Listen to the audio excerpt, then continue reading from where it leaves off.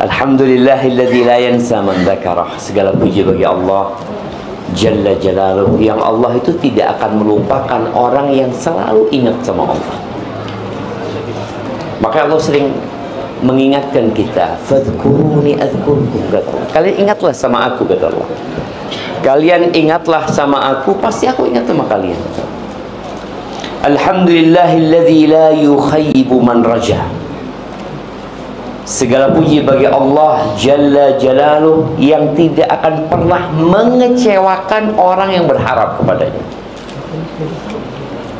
Kita itu sering kecewa tatkala menggantungkan harapan kita kepada manusia, siapapun dia.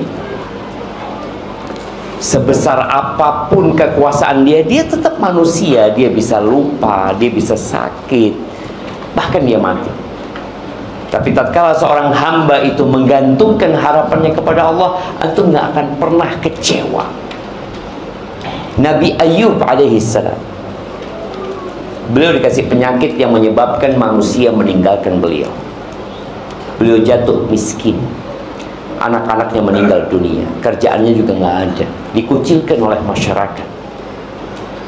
Ketika beliau berdoa mengatakan kepada Allah, Allah berfirman, wa ayyuba idh nada rabbahu anni massani ad-dur wa anta arhamur rahimin. Dan Ayub ketika dia menyeru Tuhannya mengatakan, Rabbi idh nada rabbahu anni massani ad-dur, aku ini disentuh sama penyakit, wa anta arhamur rahimin, dan engkau adalah yang maha pengasih di antara yang mengasihi. Apa yang terjadi? Allah sembuhkan. Nabi Yunus alaihissalam tatkala berada di perut ikan paus, ya. Apa doanya Nabi Yunus? Siapa yang hafal? Semuanya hafal insyaAllah, ya. Itu doa makrub, kata Nabi SAW, doa orang yang tertimpa masalah. Kalau dia baca doanya Nabi Yunus, Allah akan kabulkan doa. Nabi Yunus mengatakan, la ilaha illa anta subhanaka inni kuntu minadh dhalimin. Allahu Akbar. Beliau mengatakan, tiada Tuhan yang berhak disembah kecuali Engkau. Maha suci Engkau, nggak ada kurangnya Engkau ya Allah, nggak ada aibnya Engkau ya Allah, semua kesempurnaan milikmu, aku yang salah. Karena sebagian kita kadang-kadang menyalahkan Allah gitu loh, seakan-akan kondisi dia sekarang itu dia nggak seharusnya aku mendapatkan ini. Nabi alaihissalam pernah mengatakan, wa'alam annama asabaka lam yakun liyukhti'ak. Engkau harus tahu bahwa yang menimpamu memang nggak akan pernah luput dari dirimu. Yang luput darimu memang nggak akan pernah menimpamu gitu. Maka segala puji bagi Allah yang tidak pernah mengecewakan orang yang berharap kepadanya. Alhamdulillahilladzi man tawakkala alaihi kafa. Segala puji bagi Allah yang barang siapa menyerahkan semuanya kepada Allah, dia bertawakal kepada Allah, Allah akan cukupi.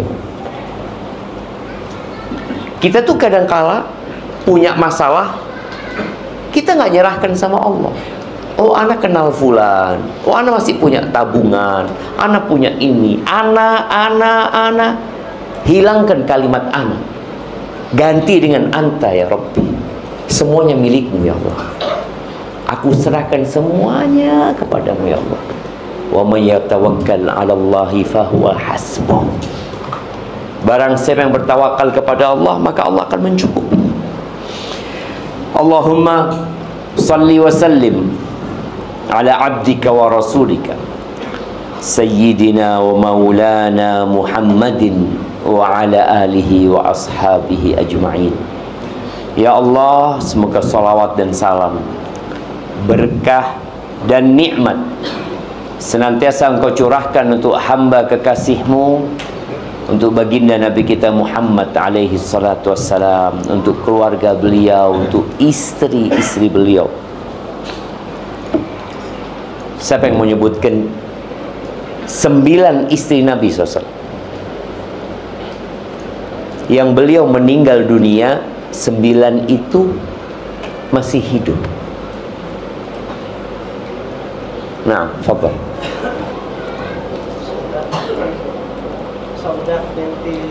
Saudah binti Zam'ah. Panitia mana? Hadiahnya siapin. Yang cuma bengong-bengong doang ini. Nah, Saudah binti Zam'ah. Aisyah bintu Abi Bakar. Hafsah bintu Umar. Ummu Habibah. Ramlah bintu Abi Sufyan. Ummu Salamah binti Abu Umamah. Ummu Salamah Hind binti Abi Umayyah.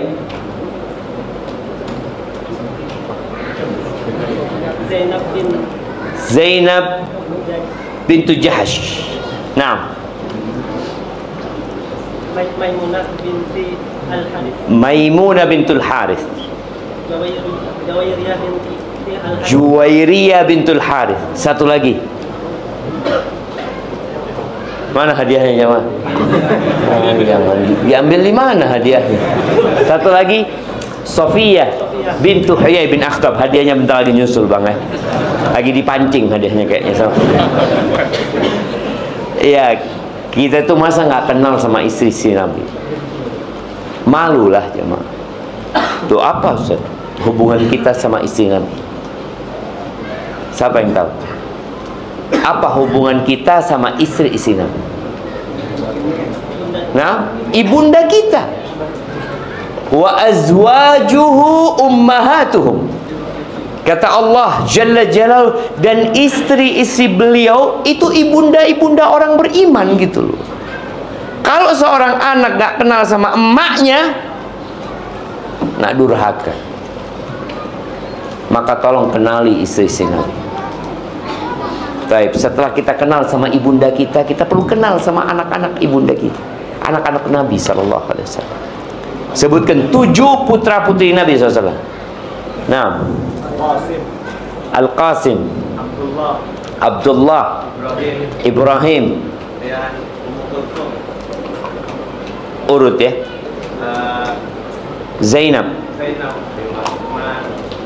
Ruqayyah, Ummu Kulthum, Thumma Fatimah. Jazakallah khair.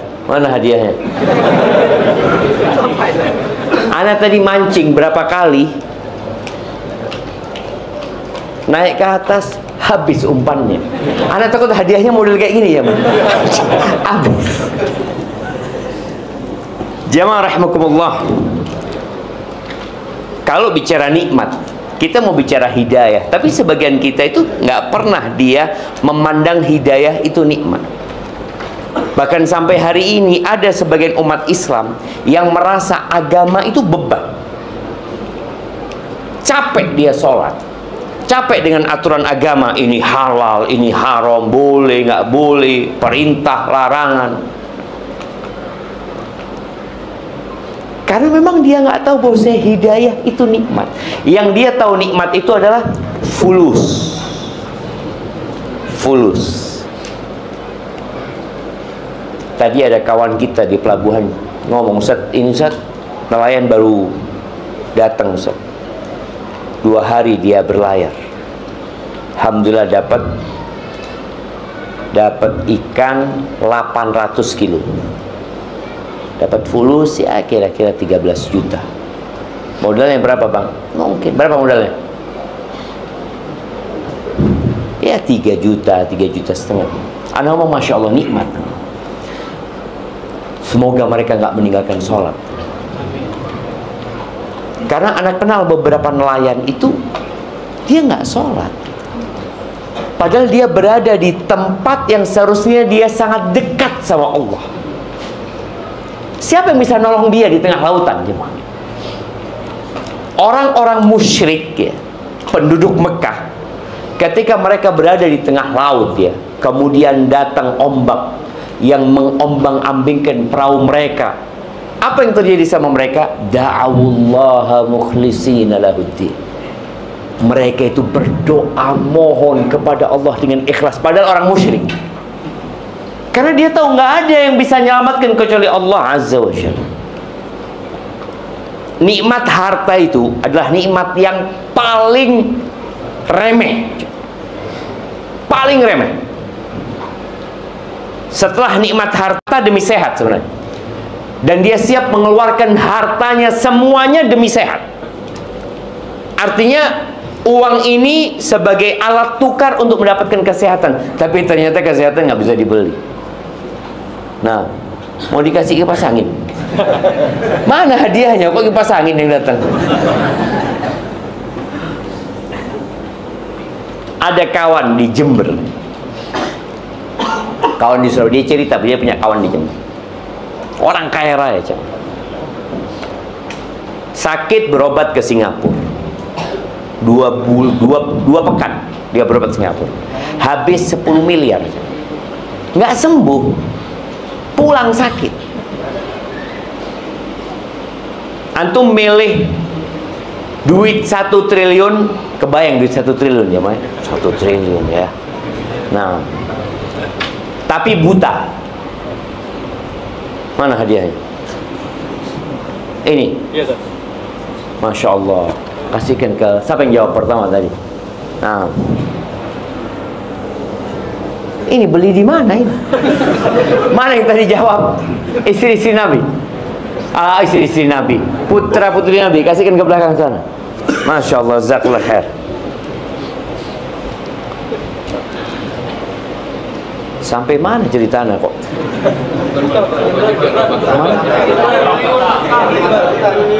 Satu triliun tapi nggak punya mata. Antum mikir mau mana? 1 triliun? Ternyata nikmat mata lebih besar daripada 1 T.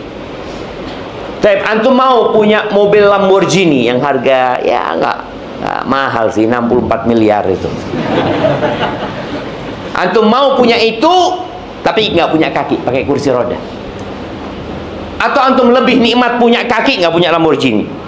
Ya kalau bisa dua-duanya, Ustaz. Punya kaki, punya Lamborghini. Kita kan tadi nggak menghargai nikmat sehat.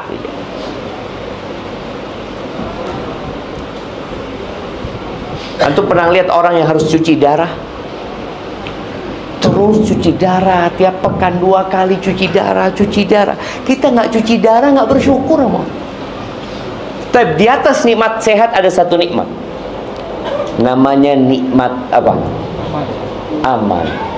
Siapa yang nggak jawab aman? Masya Allah, masih ada hadiah. Kasih yang kecil aja, kita kasih. Karena antum sudah aman di situ. Nikmat aman. Wallah, Indonesia ini aman. Kalau antum di Gaza, antum akan merasakan tidur nggak nyaman. Antum mau punya duit, apa gunanya fulus kalau nggak aman? Sehat badan, apa gunanya sehat? Kalau anak bisa bangun datang bom, separuh badan anak habis. Maka nikmat aman ini harus disyukuri. Cuma kita nggak merasa. Di beberapa negara di barat itu nggak bisa habis isya keluar ya, malam-malam jalan sendiri, nggak bisa. Banyak perampok di sana, begal. Adalah di tempat kita begal, tapi sedikit sekali dibandingkan dengan tempat yang aman, jemaah. Aman sekali negeri kita. Baik, di atas nikmat aman itu adalah nikmat iman. Ahibati fillah, tapi kita ini nggak akan bisa mengetahui besarnya nikmat hidayah, nikmat iman tadi, kecuali kalau kita bandingkan dengan orang yang tidak dapat hidayah. Allah menyebut orang-orang kafir yang nggak dapat hidayah itu, innal ladzina kafaru yatamatta'un wa ya'kuluna kama ta'kulul an'am wan naru mathwal lahum. Kata Allah Jalla Jalaluhu, sesungguhnya orang-orang kafir itu hidupnya bersenang-senang. Dunia ini, kata Nabi alaihi salatu wassalam, sijnul mu'min wa jannatul kafir. Dunia ini penjara buat orang beriman, surga buat orang kafir. Makanya kalau antum lihat orang kafir hidupnya bebas, bersenang-senang, iya buat mereka memang surga. dunia ini. Walaupun susah hidupnya, tetap mereka surga dibandingkan dengan di neraka nanti. Dan orang beriman tadi seperti di penjara. Antum tahu di penjara, makan diatur, tidur diatur. Ramadan kemarin, saat orang-orang tidak berpuasa, orang-orang beriman berpuasa. Dia menahan lapar, menahan haus, menahan hawa nafsunya. Lihat ada perempuan cantik lewat, orang beriman apa yang dilakukan? Apa yang dilakukan? Lihat sekali. Nggak boleh tundukkan pandangan. Jangan lihat sekali. Tundukkan pandangan. Orang kafir nggak ada aturan. Maka Allah katakan mereka hidupnya bersenang-senang. Makan seperti makannya binatang ternak. Dan neraka tempatnya mereka. Jadi ada orang yang hidupnya hanya memikirkan perut dan yang di bawah perutnya. Siapa yang hidup memikirkan perut dan di bawah perutnya? Binatang. Antum pernah binatang berpikir mau ke masjid? Pernah ngelihat ada ayam mau kemana? Masjid. Masjid nggak ada jadi ke masjid. Sapi, dia ada rutinitas sapi itu. Apa rutinitasnya? Makan, kawin, buang kotoran. Ya sudah. Dan binatang itu lebih baik daripada orang-orang yang tidak beriman. Kenapa? Binatang masih bisa disembelih, bisa dimakan. Orang nggak bisa. Ahibati fillah, di surat Al-Bayyinah ayat 5 Allah menyebutkan ya tentang perintah Allah ya. Kata Allah, wa ma umiru, manusia itu tidak diperintahkan kecuali untuk apa sih? Illa liya'budullaha mukhlishina lahuddin. Allah memberikan segala fasilitas ini. Fasilitas yang ada di tubuh kita, fasilitas yang kita lihat dengan mata kita, segala yang indah. Subhanallah jemaah. Siapa yang menciptakan ikan Nemo? Nemo namanya. Yang warnanya indah, garis-garis. Siapa jemaah? Siapa yang ngasih makan ikan di lautan itu? Nelayan apa kerjanya? Nangkap doang. Pernah ada nelayan berangkat ke lautan, ngapain? Mau ngasih makan? Nggak ada, dia ngasih makan keramba dia tuh. Tapi kalau ngasih makan ikan di lautan, oh, siapa mau ngasih makan ikan di lautan? Ustaz? Kita lihat berbagai macam kekayaan alam di negeri kita. Emas. Siapa yang bikin emas itu? Kemudian timah. Apalagi? Batu bara, minyak, gas. Siapa? Apakah nenek moyang kita yang menciptakan itu? Enggak ada, cuma Allah yang menciptakan semuanya. Tapi semua Allah ciptakan itu agar manusia sadar. Terus tugasnya manusia itu ngapain? Beribadah kepada Allah. Subhanallah ya. Ana ketemu dengan salah satu TNI, dia ngomong, Ustadz dulu sebelum zamannya Pak Prabowo, semoga Allah menjaga beliau ya, Indonesia itu hanya punya kesiapan berperang 1 hari. Kesiapan 1 hari kalah. Di zaman Pak Prabowo 2 hari. 2 hari. Anda ngomong, 2 hari. Subhanallah. Ketika terjadi gempa, tentara kemana? Jemaah, apakah bisa menghadapi gempa tentara? Ada gempa, bismillah, kita hadapi. Tidak ada, lari juga. Artinya ketika menghadapi musuh sesama manusia masih bisa dihadapi. Kalah menang terserah, nantilah, bismillah. Tapi ketika seorang menantang Allah, nggak ada, engkau mau kemana? Allah kasih gempa, Allah kasih banjir bandang, orang lari kabur. Ketika terjadi tsunami, ini orang-orang yang hidup di sekitar pulau-pulau ini, mungkin Allah berikan tsunami kepada mereka. Maka ingatlah, Allah hanya memerintahkan kepada kita agar beribadah mukhlishina lahuddin. Ikhlas, serahkan ketaatan kepada Allah. Hunafa, lurus. Atau Kita bengkok menuju kepada tauhid, meninggalkan segala bentuk kesyirikan. Wa yuqimus shalah wa yu'tuz zakah wa dzalika dinul qayyimah. Keluarkanlah, dirikan salat, keluarkan zakat, itulah agama yang lurus. Lalu Allah katakan innal ladzina kafaru. Nih, kita akan bandingkan tentang iman dan orang yang tidak beriman.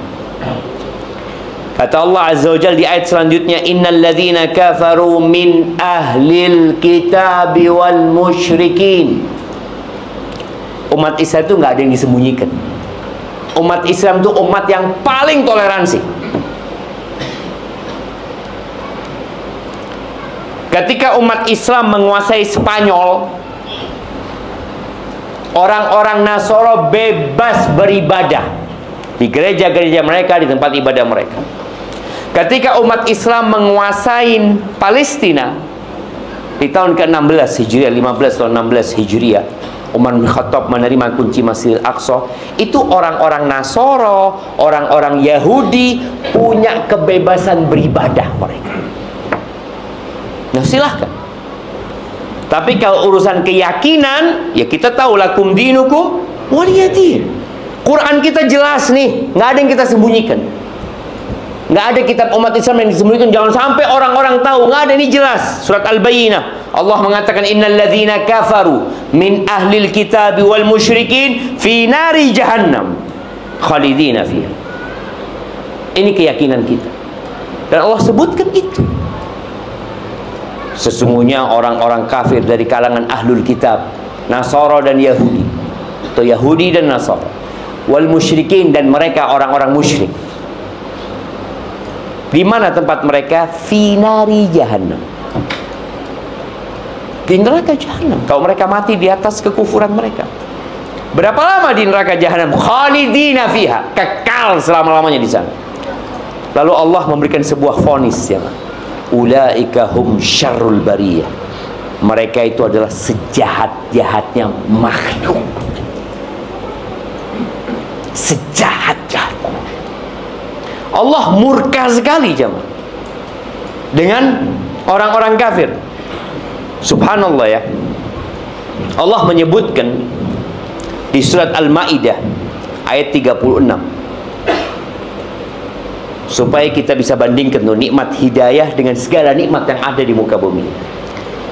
Innal ladzina kafaru law anna lahum ma fil ardi jami'an wa mithlahu ma'ah liyaftadu bihi min adzabi yaumil qiyamah ma tuqbila minhum. Seandainya orang-orang kafir itu memiliki bumi dan isinya, dua dia punya, bumi plus bumi satu lagi, milik dia semua. Kemudian mereka ingin menebus diri mereka agar tidak diazab pada hari kiamat, ma tuqbila minhum, nggak akan diterima. Nggak akan diterima dari mereka. Allah tuh nggak minta banyak dari manusia. Allah berikan segala fasilitas. Allah cuma minta apa? Engkau katakan la ilaha illallah, engkau dirikan sholat, engkau tunaikan zakat. Semuanya dikasih sama Allah. Dan apabila seorang hamba melakukan ketaatan kepada Allah, Allah sediakan surga yang luasnya bukan seluas Natuna aja. Kalau tiap orang dapat pulau sebesar Natuna, orang kaya nggak orang itu? Orang kaya. Kalau seluas Indonesia jadi milik dia sendiri, kaya banget. Surga itu seluas langit dan bumi. Dan orang terakhir yang masuk surga itu mendapatkan 10 kali lipat dunia. Terakhir masuk surga. Allah nggak minta banyak. Makanya Allah murka banget dengan orang-orang yang tidak menerima hidayah itu. Allah katakan nggak akan diterima. Yuriduna an yakhruju minan nar. Mereka teriak-teriak minta supaya bisa keluar dari api neraka. Wa ma hum bikharijin. Nggak ada ceritanya keluar dari neraka. Ketika seorang dipenjara di muka bumi ini, ada harapan dia keluar. Ustaz, dia seumur hidup. Dia seumur hidup, dia mati, selesai, Ustaz. Ada harapan dia keluar, selesai dari azab dunia. Tapi azab akhirat nggak ada. Mereka teriak-teriak mau keluar. Bahkan mereka pernah manggil malaikat Malik. Nanti Allah ceritakan itu. Wa nadau ya Malik, ya Malik. Mereka teriak-teriak, wahai Malik, liyaqdi alaina rabbuk, mintakan kepada Tuhanmu supaya kita dimatikan. Dari dahsyatnya siksa, mereka minta mati. Sama Malik didiamkan, nggak dijawab. Terus mereka teriak-teriak. Di beberapa tafsir disebutkan 1000 tahun Malik diam. Setelah 1000 tahun Malik mengatakan, innakum makithun, kalian akan tetap di sana. Mereka disiksa batinnya, disiksa jasadnya. Walahum azabun muqim, kata Allah, bagi mereka azab yang selama-lamanya. Kemudian subhanallah, di surat Ali Imran ayat 91, Allah ceritakan tentang orang-orang kafir lagi. Innal ladzina kafaru wa matu wa hum kuffar. Sesungguhnya orang-orang kafir dan mati di atas kekafirannya. Kita semua bakal mati. Fir'aun mati, Nabi Musa juga mati. Namrud mati, Nabi Sulaiman juga mati. Nabi kita Muhammad alaihissalam meninggal dunia. Nggak ada yang kekal di muka bumi ini, walaupun orang kaya. Apakah kita pikir kalau orang kaya itu, Ustaz, lebih lama kayaknya hidupnya, Ustaz? Mana antum lihat seperti itu? Siapa yang punya Apple dulu? Steve Jobs. Steve Jobs masih hidup dia. Sekarang orang paling kaya di muka bumi siapa? Siapa sekarang? Warung.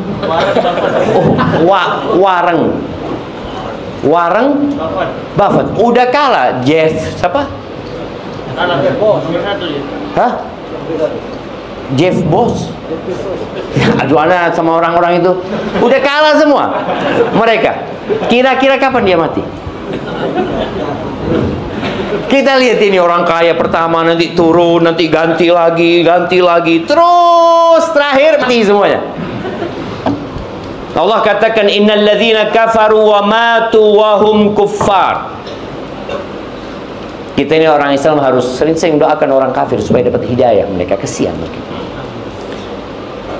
Sesungguhnya orang-orang kafir dan mereka mati di atas kekufurannya, apa kata Allah? Falayyuqbala min ahadihim mil'ul ardi dhahaban walau iftadar. Tidak akan diterima tebusan dari mereka, dari salah satu dari mereka, satu orang nih, kalau dia menebus dirinya dengan sepenuh bumi ini emas. Mil'ul ardi dhahaban, bumi ini full emas. Kemudian dia mengatakan, ya Allah, aku mau nebus diriku dengan ini. Allah nggak akan terima.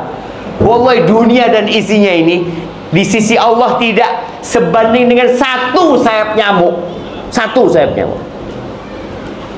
Nabi alaihissalam pernah mengatakan kepada para sahabatnya, dunia ini dibandingkan dengan akhirat seperti seorang yang meletakkan jarinya fil yam, dia masukkan di laut. Ada yang tersisa di tangan ini, jamaah. Nih ada berapa tetes di tangan Anda. Kata Nabi SAW, ini sisanya dunia. Samudra itulah akhirat, jamaah. Dan tetesan ini diperebutkan oleh 8 miliar manusia. Yang samudra luas, kita kadang-kala malas. Allah Azza wa Jalla mengatakan, bal tu'thirunal hayatad dunya, kalian lebih mementingkan kehidupan dunia. Yang dipikirkan terus dunia. Wal akhiratu khairu wa abqa. Akhirat itu lebih baik dan lebih kekal. Kenapa kok? Rebutan yang satu tetes dan meninggalkan yang samudra. Karena lemahnya iman kita. Ya Allah katakan, falayyuqbala min ahadihim mil'ul ardi dhahaban wal iftadar. Supaya kita nikmat hidayah, jemaah. Jadi kalau hidayah itu dibandingkan dengan sepenuh bumi ini emas, tetap lebih nikmat hidayah dari Allah Azza wa Jalla. Ulaika lahum azabun alim wa ma lahum min nasirin. Mereka akan mendapatkan azab yang pedih dan mereka nggak akan ada yang menolong mereka. Ahibati fillah, siapa yang ingat kisah tukang sihirnya Fir'aun. Tukang sihirnya Fir'aun itu ketika di pagi hari, dia itu ngomong sama Fir'aun, kita dapat apa kalau kita menang? Oh, kalian akan menjadi orang-orang yang dekat sama aku, kata Fir'aun. Oh, siap. Di waktu pagi, di sore hari mereka sudah disalib di pohon-pohon, dibantai sama Fir'aun. Fir'aun mengancam mereka, innahu lakabirukumul ladzi 'allamakumus sihr. Oh, kata Fir'aun, Musa ini guru kalian yang ngajarin sihir sama kalian. Aku, kata Fir'aun, akan potong kalian secara silang, kaki dan tangan. Wala usallibakannakum fi judhu'in nakhl. Aku akan salib kalian di pohon-pohon kurma. Apa kata tukang-tukang sihir itu? Faqdi ma anta qadhi. Silahkan engkau mau menvonis kami, mau menghukum kami, silahkan, kata mereka. Innama taqdi hadhil hayatad dunya. Vonismu cuma berlaku di muka bumi ini. Kami bakal mati hari ini atau besok mati kami, gitu. Silahkan kau mau bunuh kami. Dan mereka dibunuh sama Fir'aun. Ribuan jumlah tukang sihir yang dibunuh sama Fir'aun. Padahal mereka sudah beriman. Bilal bin Rabah disiksa sama majikannya Umayyah bin Khalaf. Ketika sudah masuk waktu panas, dia Bilal dikeluarkan seperti binatang, dijemur di bawah terik matahari, dikasih batu di atas perutnya, dibawa keliling, diarak di kota Mekah. Tawarannya cuma apa? Udah, engkau keluar dari Islam, selesai, engkau selamat, kata dia. Kata Bilal bin Rabah, ahadun ahad. Allah itu esa. Allah itu esa. Dia siap mengorbankan nyawanya daripada harus selamat dari siksaan, tapi kemudian masuk neraka. Apa gunanya? Masyitatu binti Fir'aun. Siapa yang tahu namanya? Masyitah binti Fir'aun. Masyitah itu artinya tukang sisir. Binti Fir'aun, putrinya Fir'aun. Jadi Masyitah ini pekerja, tukang sihir. Profesinya itu nyisirin putrinya Fir'aun. Suatu hari Nabi SAW ketika Isra Mi'rajnya, beliau mencium aroma yang wangi sekali. Nabi SAW tanya sama Jibril, aroma apa ini Jibril? Oh, kata Jibril, ini aromanya Masyitatu binti Fir'aun wa abnaiha. Ini aromanya tukang sisirnya putrinya Fir'aun dan anak-anaknya. Loh, gimana ceritanya? Jadi suatu hari ketika Masyitah menyisir rambut putrinya Fir'aun, sisirnya jatuh. Ini ceritanya Jibril. Kemudian dia mengatakan Bismillah dengan nama Allah. Kata putrinya Fir'aun, Abi, Allah yang kau maksud itu bapakku. Kata Masyitah ini, lah, bukan. Rabbi wa Rabbu abiki. Allah itu Tuhanku dan Tuhan bapakmu. Oh, kau punya Tuhan selain ayahku tadi. Aku laporkan kepada ayahku. Silahkan. Dipanggil Masyitah, ditanya, iya kata dia, Allah itu Tuhanku dan Tuhanmu. Dikumpulkan anak-anaknya, kemudian dia masak di kuali yang cukup untuk 1 ekor sapi, ya, minyak dimasak di sana. Kalau engkau tetap mengatakan ada Tuhan selain aku akan masak anak-anakmu. Bayangin jamaah, gimana ibu dihadapkan ke satu masalah, anak-anaknya mau dimasak hanya gara-gara la ilaha illallah. Tadi Anda sampaikan, umat Islam itu umat yang paling toleransi.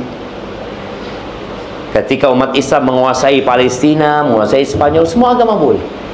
Tapi ketika Spanyol dikuasai lagi oleh Katolik pada waktu itu, oleh Ratu Isabella dan Raja God, nggak ada Muslim, nggak boleh ada satu pun Muslim, nggak boleh. Imma dia keluar dari Spanyol, atau masuk ke agama Kristen. Kita nggak ada dalam Islam itu la ikraha fid din, nggak ada pemaksaan dalam beragama. Allah mengatakan faman syaa'a falyu'min wa man syaa'a falyakfur. Yang mau beriman monggo, yang mau kafir monggo. Allah nggak butuh sama ibadah kita. Tapi yang jelas semua ada konsekuensi. Fir'aun nggak terima, nggak boleh, nggak boleh ada agama lain di negeri itu. Maka akhirnya satu persatu anaknya Fir'aun, anaknya Masyitah dimasukkan ke kuali, dimasak sampai jadi tulang belulang. Gimana ibu ya? Ya Allah, kalau antum melihat anak antum dipukulin orang, antum nggak akan nerima. Yang kedua, yang ketiga, sampai yang digendongannya. Ketika yang disusui ini mau dimasukkan, Masyitah nggak kuat dia. Allah kuatkan. Tuh bayi bisa ngomong. Karena ini sudah selesai, anak-anaknya sudah masuk semua, tinggal satu. Maka Allah kuatkan, ya Ummah, innaki ala haqq ya Ummah. Ummah, engkau berada di atas kebenaran. Api dunia ini lebih ringan daripada api akhirat. Masuk. Ahibati fillah, tatkala seorang hamba sudah menjadi muslim tapi dia tidak merasakan nikmatnya Islam, berarti ada masalah di keislaman dia. Maka perlu belajar. Kebanyakan kita itu Islamnya keturunan. Alhamdulillah, alhamdulillah, bapak kita Islam, ibu kita Islam, kita jadi Islam. Tapi tolong nikmat Islam ini dijaga. Bagaimana cara menjaganya? Ya belajar tentang agama kita. Allah turunkan Al-Quran yang tidak ada keraguan di dalamnya. Sudah berapa banyak hafalan Quran kita? Ana punya kawan dari Italia waktu itu, di Madinah. Namanya Muhammad Yasin. Sebelumnya nama Italia itu. Dia masuk Islam 2 tahun ya, Pak. Baru masuk Islam 2 tahun. Belajar di Madinah, alhamdulillah, dia sudah hafal 20 juz Al-Quran. Sebagian kita sejak lahir Islam sampai umur 60 tahun, berapa juz? Allahu a'lam. Kan nggak wajib, Ustaz. Oh, disinilah ketika seorang dapat nikmat hidayah, tolong dijaga nikmat hidayah ini. Kita memang tahu di sekolah-sekolah yang umum pelajaran agama itu cuma 2 jam. 2 jam. SD 2 jam, SMP 3, 2 jam. SMA sama. Kuliah 2 SKS 1 semester. Habis gitu nggak ketemu pelajaran agama lagi. Udah sama tinggal agama.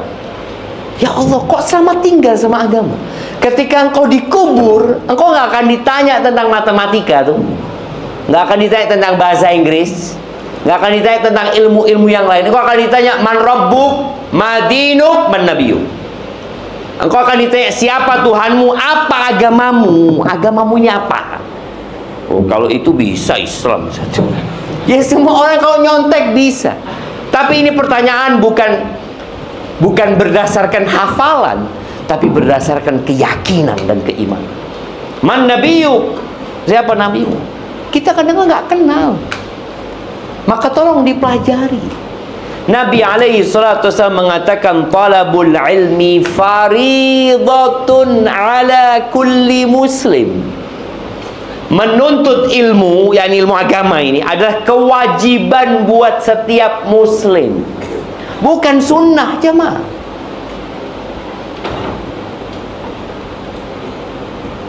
Nabi alaihissalatu wasallam menyebutkan tentang 3 hal. Barang siapa yang punya 3 hal ini, maka dia akan merasakan nikmatnya menjadi muslim, manisnya hidayah. Kemarin Ramadan di masjid kita ini sholatnya berapa rakaat? 11 rakaat. Berapa juz setiap malamnya? 4 halaman itu 11 rakaat.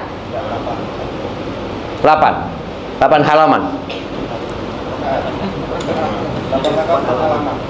Oh, 8 rakaat 4 halaman. Masya Allah dia. Kok bisa ya? Oh, udah banyak itu Ustaz, alhamdulillah Ustaz. Nabi kita Muhammad alaihi salatu wassalam, beliau mengatakan kepada Bilal, "Qum ya Bilal fa'arihna bis salat." Bilal, ayo bangkit Bilal, bikin kami istirahat dengan solat. Solat itu jadi tempat istirahat. Antum mau nggak ke tempat wisata cepat-cepat? Yohana mau istirahat di sini, kata dia. Oh iya sudah, bismillah. Berapa menit tuh? 11 rakaat? Setengah jam? Setengah jam ya? Ayo cukup sudah. Lu tunggulah. Nginep lah kita di sini. Dia mau nginep. Tapi kalau suruh baca Quran, pernah ada yang mau nginep di masjid? Aduh, Ustaz. Jangan berlebih-lebihan dalam beragama. Yang biasa-biasa aja. Iya, kita ini biasa-biasa aja. Nabi Muhammad alaihi salatu wassalam 1 rakaat 5 juz. 1 rakaat, bukan 11 tuh. 1 rakaat beliau baca Al-Baqarah. Selesai Al-Baqarah masuk ke An-Nisa di hadis itu. Habis An-Nisa masuk ke Ali Imran. Itu 5 juz lebih. 1 rakaat, dan beliau sudah tua. Kok kuat Ustaz ya? Karena dia merasakan nikmatnya. Sebagian kita kan nggak menikmatin ibadahnya. Dia hanya menjalankan kewajibannya, sudah selesai. Tapi ketika seorang menikmatin ibadahnya, maka subhanallah. Ada sahabat itu, diriwayatkan tentang Utsman bin Affan, dia masuk ke Masjidil Haram, dia salat Allahu Akbar 1 rakaat jemaah. Dia baca Al-Baqarah, baru rukuk ketika membaca Minal Jinnati wan Nas. 30 juz 1 rakaat. Allahu Akbar. Kayak apa? Al-Imam Syafi'i rahimahullahu ta'ala, di bulan Ramadan beliau menghatamkan Al-Quran 60 kali. Sehari berapa kali? 2 kali. Kita sebulan belum tentu sekali Ustaz. Kok bisa Ustaz?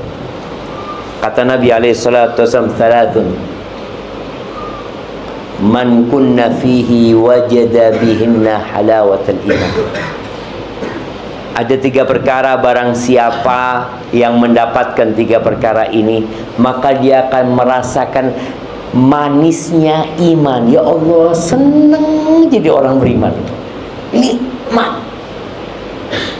Yang pertama, ayyakunallahu wa rasuluhu ahabba ilaihi mimma siwahu. Dia harus menjadikan Allah pencipta langit dan bumi ini, Allah yang memberikan rizki kita, Allah yang menghidupkan dan mematikan kita, Allah Ar-Rahman, Ar-Rahim, Al-Malik, Al-Quddus, As-Salam, Al-Mu'min, Al-Muhaimin, Al-Aziz, Al-Jabbar, Al-Mutakabbir. Allah yang punya nama-nama yang indah dan sifat-sifat mulia, serta Nabi Muhammad alaihi salatu wasallam utusan Allah, harus lebih kita cintai daripada selain kedua. Harus kita cintai lebih daripada diri kita sendiri. Makanya tadi Bilal bin Rabah siap, dia mati mau disiksa. Khabbab bin dibakar sama orang musyrikin, siap. Antum lihat para sahabat yang hijrah dari kota Mekah ke kota Madinah, atau sebelumnya dari kota Mekah menuju ke Habasyah, ke Ethiopia. Jauh Ethiopia itu zaman. Mereka meninggalkan. Karena apa? Karena lebih cinta sama Allah dan Rasulnya daripada rumahnya, daripada keluarganya, daripada orang tuanya, daripada anaknya, daripada pasangannya. Para sahabat yang hijrah 0 sampai kota Madinah tidur di masjid. Gak punya apa-apa mereka. Rumahnya ditinggal, usahanya ditinggal. Kenapa? Demi menyelamatkan agama. Dia mencintai Allah dan Rasul lebih daripada segala-galanya. Baik, itu yang pertama. Yang kedua, ayyakunallah wa rasuluhu ahabba ilaihi mimma siwahuma. Yang kedua, ayyuhibbal mar'a la yuhibbuhu illa lillah. Dia tidak mencintai orang kecuali karena Allah. Apakah kita perkumpulan-perkumpulan kita. Kita ini punya kelompok. Nelayan punya kelompok nelayan masing-masing ya. Mungkin yang satu profesi dokter punya ya kelompok di sana ya. Semua punya komunitas lah. Apakah kita mencintai orang itu karena Allah atau karena maslahat? Kebanyakan hubungan antara manusia ini karena dunia. Dia, kenapa engkau kok suka sama fulan? Oh, teman motor, Ustaz. Karena kerjanya naik motor aja sama dia. Bukan karena Allah dia mencintai. Bahkan kadangkala kita lebih cinta kepada kawan kita yang bermaksiat daripada kepada lawan kita yang taat. Karena kecintaan kita bukan karena Allah lagi. Karena urusan dunia. Baik. Masya Allah. Sisa waktu 15 menit. Anda lihat sebagian jamaah sudah mulai lapar. Lapar antum jamaah? Belum lapar mereka. Baik, dia kadang-kadang mencintai orang lain tadi karena urusan duniawi. Suami istri, nggak ada lagi karena Allah kan para jamaah. Tapi antum nih kumpul di masjid ini karena Allah, insyaallah. Baik, ana mau tanya, antum yang pakai peci, iya, kenal sama yang kanan antum?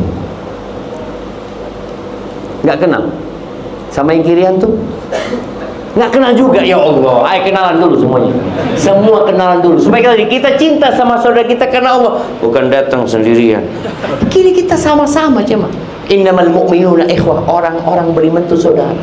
Tapi anda nggak akan mulai kecuali antum kenal dengan yang kanan kiri antum. Anda nggak akan lanjut. Fadol. Loh, ayo kenalan. Tanya namanya, dari mana, apa profesinya.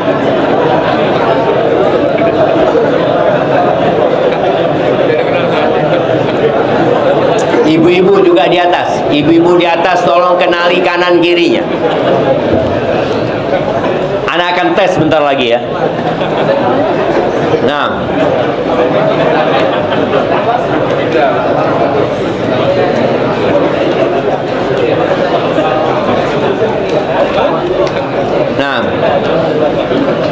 udah kenal. Baik ibu-ibu.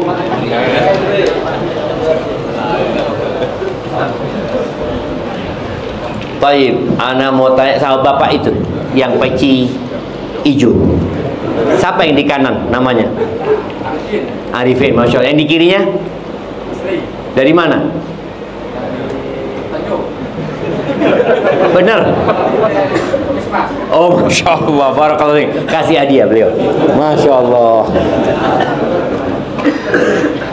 Tuh, jadi kalau ingin merasakan nikmatnya iman, maka tolong kau jangan cintai orang kecuali karena Allah.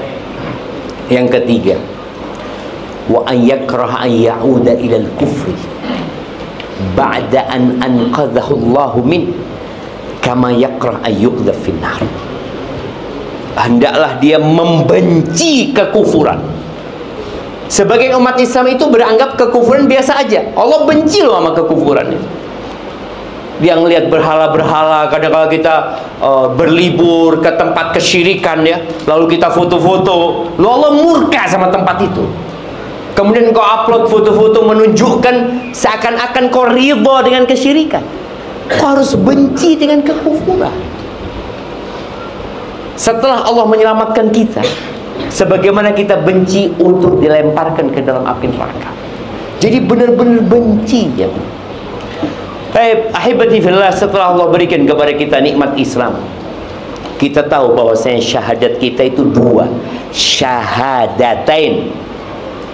Yang pertama asyhadu an la ilaha illallah, yang kedua asyhadu anna Muhammad Rasulullah. Dua kalimat syahadat ini menjadi syarat diterimanya Islam kita, syarat diterimanya sholat kita, syarat diterimanya puasa kita, syarat diterimanya haji. Bentar lagi akan banyak berangkat jemaah haji. Yang pertama la ilaha illallah, syarat agar kita ikhlas dalam beribadah. Yang kedua asyhadu anna Muhammad Rasulullah, agar kita tidak beribadah kecuali dengan tuntunan Nabi Muhammad SAW. Maka tolong belajar lagi. Sholat kita udah bener apa belum ya? Udah sesuai nggak sama sholatnya Nabi Muhammad SAW? Karena ada orang sholat masuk neraka. Loh kok bisa? Ya Allah katakan fawailul lil musallin. Celaka tuh orang sholat. Alladzina hum an salatihim sahun, alladzina hum yura'un. Dia sholat tapi asal-asalan. Puasa sama. Puasa itu harus sesuai dengan aturan Nabi Muhammad SAW. Nabi SAW mengatakan rubba sa'imin hadduhu min siyamihil ju' wal atash. Banyak orang yang puasa tapi nggak dapat pahala. Dia hanya mendapatkan lapar dan haus. Kenapa? Karena dia asal puasa. Puasa tapi masih melakukan perbuatan dosa. Loh, puasa itu meninggalkan yang halal. Air ini halal apa enggak? Bismillah. Ketika antum puasa, antum nggak minum ya? Istri antum halal apa enggak? Lewat istri antum. Antum tundukkan pandangan. Loh, bang, aku istrimu bang. Afwan, puasa sekarang. Artinya dia itu yang halal dia tinggalkan. Apalagi yang haram. Bagaimana orang yang halal ditinggalin, yang haram dikerjain di Ramadan? Allah murka.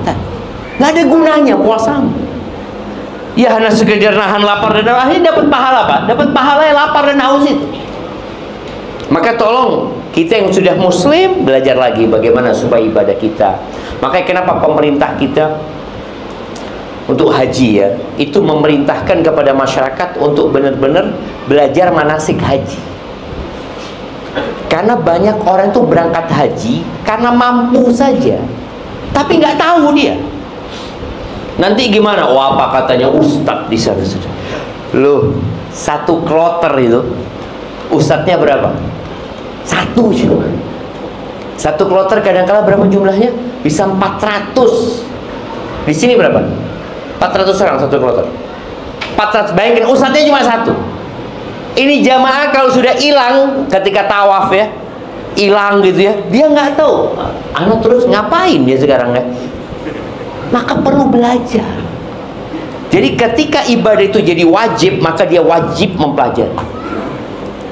Seperti orang yang bapaknya meninggal dunia, mau bagi waris, dia wajib belajar tentang waris. Karena terus terang banyak kezaliman terjadi di masyarakat gara-gara nggak belajar. Kakak tertua menguasai harta. Kadang-kala bapak meninggal, ibu masih hidup, ibu nggak mau hartanya dibagi. Loh, ibu ini gimana? Yang dibagi itu bukan hartanya ibu, tapi hartanya bapak yang meninggal. Ibu dapat bagian. Tapi gara-gara nggak belajar, akhirnya terjadi keributan, silaturahim jadi putus. Maka jemaah tolong nikmat hidayah ini dijaga. Dengan cara kita terus berdoa memohon kepada Allah dan terus belajar. Dan ingat, yang muslim belum tentu mati Islam. Yang sekarang kafir belum tentu matinya kafir. Boleh jadi di tengah jalan dia dapat hidayah. Yang muslim boleh jadi di tengah jalan dia murtad. Na'udzubillah min dzalik.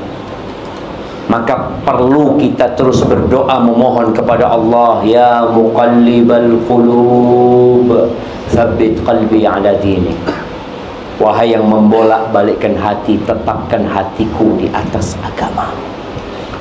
Rabbana la tuzigh qulubana ba'da id hadaitana wa hab lana min ladunka rahmah innaka antal wahhab. Ya Allah, jangan palingkan hati kami setelah Engkau kasih nikmat hidayah kepada kami, Allah. Jangan sampai. Dan berikan rahmat-Mu kepada kami, Engkau Maha Pemberi. Maka terus tadi berdoa, belajar, kemudian amalkan. Karena sebagian orang, Ustaz, ana sudah belajar tapi nggak ngamal-ngamalin. Maka ilmu itu tidak akan berguna kecuali kalau diamalkan. Barakallahu fiik, itu mungkin dapat Anda sampaikan. Kita masuk ke sesi tanya jawab. Nah, tafadhal Ustaz. Pertama, terkait masalah hidayah, apa tanda-tanda orang itu mendapatkan hidayah? Kemudian bagaimana cara kiat-kiat menjaga hidayah tersebut? Itu pertama, Ustaz. Barakallahu fiik. Jamaah rahimakumullah. Setiap hari minimal 17 kali kita itu berdoa minta hidayah. Satu-satunya surat yang wajib dihafal di Al-Quran adalah surat Al-Fatihah. Kita mengatakan ihdinas siratal mustaqim. Subuh tadi kita baca 2 kali. Kalau kita sholat 2 rakaat sebelum subuh, jadi 4 kali kita baca. Kalau tambah kita sholat duha, jadi 6 kali kita baca. Kalau kita sholat duhur 4 kali kita baca. Tambah asar, tambah 4. Tambah maghrib 3, isya tadi kita baca 4 kali. Ihdinas siratal mustaqim. Hidayah itu ada 2. Yang pertama namanya hidayatul irsyad. Yang kedua namanya hidayatul taufiq. Hidayatul irsyad adalah petunjuk. Allah memberikan petunjuk, nih jalannya. Semua orang dikasih sama Allah. Inna hadzal Qur'an yahdi lillati hiya aqwam. Ini Quran menunjukkan kepada jalan yang paling lurus. Semua manusia dikasih hidayah, petunjuk itu. Makanya Allah turunkan kitabnya, Allah utus Rasul. Tapi ternyata tidak semua orang menjalankan hidayah tadi. Hidayah petunjuk tadi. Seperti seorang umpamanya dikasih tahu kalau naik motor harus pakai helm. Itu petunjuk. Dikasih arahan. Tapi apakah semua orang ngikutin petunjuk itu? Enggak. Yang kedua adalah hidayah itu taufik. Hidayah di mana Allah menggerakkan hati kita, kemudian kita menjalankan hidayah tersebut. Maka setiap saat kita minta ihdinas siratal mustaqim. Dua-dua hidayah itu kita minta kepada Allah Azza wa Jalla. Abu Thalib, paman Nabi alaihi salatu wassalam, beliau mendengarkan Al-Quran langsung dari mulut Nabi alaihi salatu wassalam. Abu Jahal juga, Abu Lahab juga, Umayyah bin Khalaf juga, mereka mendengarkan ayat-ayat Quran dibacakan langsung. Tapi mereka tidak menerima hidayah tadi. Maka Allah mengadab mereka. Jadi kalau bicara apa tanda-tanda orang dikasih hidayah, ya tanda yang pertama tadi, dia baca Quran, dia dengarkan ustaz ceramah, dia udah dikasih hidayah, dikasih petunjuk. Tapi tinggal bagaimana dia mau mengamalkan atau tidak. Nah, kita sebagai manusia dikasih sama Allah pilihan, mau atau tidak. Maka ketika seorang mendapatkan hidayah, artinya dia dulu nggak ngerti. Anak terus terang Ustaz, dulu itu nggak pernah sholat Ustaz. Tahu-tahu ada orang datang ngajak anak sholat. Anak wallahi dulu itu nggak pernah datang pengajian Ustaz. Anak Islamnya ya Islam biasa lah. Maksudnya biasa ya, nggak pernah nambah ilmu agama. Tahu-tahu ada sahib ngomong, ada kajian tuh di masjid apa? Nurul Falah. Ini hidayah, diajak. Ada yang nerima, ada yang enggak? Ayolah berangkat gitu dia. Nah, anak kayaknya belum dapat hidayah gitu. Loh, ini loh hidayahnya. Ini diajak gitu loh. Dia nggak mau gitu loh. Dia menolak tuh hidayah seperti itu. Jadi tanda-tanda orang dapat hidayah ya datang kepada dia petunjuk Allah Azza wa Jalla. Maka jangan disia-siakan ketika datang petunjuk. Dan kalau bicara bagaimana menjaga hidayah itu, tadi dengan kita menuntut ilmu, dengan kita terus berdoa ya. Kemudian kita jangan sampai salah berkawan. Tadi imam kita membacakan firman Allah tentang seorang yang menyesal ya. Wa yauma ya'addu dhalimu ala yadayhi yaqulu ya laitani ittakhadtu ma'ar rasuli sabila. Bagaimana ketika seorang menyesal pada hari kiamat, dia menggigit. Orang menyesal itu biasanya gigit jari aja. Tapi pada hari kiamat orang ini nggak gigit jari, dia gigit tangannya semuanya semua. Dia masukkan ke mulut. Dia mengatakan, andai kata aku dulu bersahabat dengan Rasul sallallahu alaihi wasallam. Ya laitani lam attakhid fulanan khalila. Ya wailata laitani lam attakhid fulanan khalila. Andai kata aku dulu nggak berkawan sama fulan. Laqad adallani 'anidz dzikri ba'da idz ja'ani. Dia itu menyesatkan aku setelah hidayah datang itu loh. Tapi gara-gara sahib akhirnya dia berpaling. Maka jangan salah berkawan. Antum ketika kawannya suka main futsal, kira-kira diajak apa? Main futsal. Kawannya suka mancing, diajak mancing. Kawannya suka kajian, antum diajak kajian. Ketika dia lihat, makanya tadi anak suruh antum kenalan. Boleh jadi ada kajian lagi loh, fulan kok nggak ada di WA. Antum kemana, kata dia? Ana lagi mancing, kata dia. Di sini ada mancing yang lebih zen, kata dia. Mancing hidayah, gitu jemaah. Jadi menjaga hidayah tadi salah satunya dengan beberapa hal yang disebutkan. Baca Quran, kitab hidayah itu Quran. Jadi kalau kepingin antum dapat hidayah, menjaga hidayah, baca Quran dan baca sama artinya. Karena kalau antum ngerti bahasa Arab, nggak usah. Ada tadi sahabat kita yang ngerti bahasa Arab. Siapa? Masya Allah. Ada yang dari Kanada. Wen, amin. Masya Allah, barakallahu fiik. Hayakumullah. Ya, kalau sudah ngerti bahasa Arab ya, orang Arab pun baca Quran pakai tafsir. Bayangin. Udah ngerti bahasa Arab dia. Ada tafsir Ibnu Katsir, itu tafsir bahasa Arab. Ada tafsir Sa'di, itu tafsir bahasa Arab. Demi dia lebih mendalami hidayah tadi. Maka tolong, paling enggak yang antum baca kalau ingin menjaga hidayah, baca tafsir surat Al-Fatihah sama baca tafsir surat-surat yang antum hafal. Yang setiap sholat antum baca, baca lagi. Nanti udah pernah anda baca, kapan? 13 tahun yang lalu. Baca 13 tahun yang lalu. Baca lagi, kalau bisa tiap bulan antum baca tuh tafsir. Barakallahu fikum. Yang selanjutnya Ustaz, bagaimana hukum status barang-barang yang terlanjur dibeli dari uang yang haram? Bagaimana status barang tersebut? Barakallahu fikum ya. Yang pertama, uang haram itu ada dua, atau barang haram itu ada dua macam. Ada barang haram yang memang zatnya haram, seperti khomer ya, atau babi umpamanya, atau barang curian ya. Ya, itu nggak akan pernah jadi halal, nggak akan pernah jadi halal. Tapi ada yang orang dapat uangnya itu dengan cara haram, tapi transaksinya ya ridho dengan ridho. Seperti orang main judi, dapat tuh dia duitnya haram, iya. Tapi ketika duit itu diberikan kepada orang lain, buat orang lain itu jadi halal. Ketika uang itu digunakan untuk transaksi jual beli, orang yang penjual itu dapat uang itu jadi halal, karena perbedaan penerimaan uang itu jadi ada perbedaan hukumnya di sana. Jadi kalau ada orang ini beli dengan uang haram barang itu, ya tetap haram sebenarnya buat dianya. Maka hendaknya dia bertobat kepada Allah Azza wa Jalla. Kalau orang itu zatnya haram itu tadi dia mencuri uang 10 juta, kemudian dia beli motornya ya tetap haram. Antum harus kembalikan duit 10 juta itu. Seperti itu. Barakallahu fikum. Baik, karena waktu telah habis dan besok lanjut lagi kita jemaah.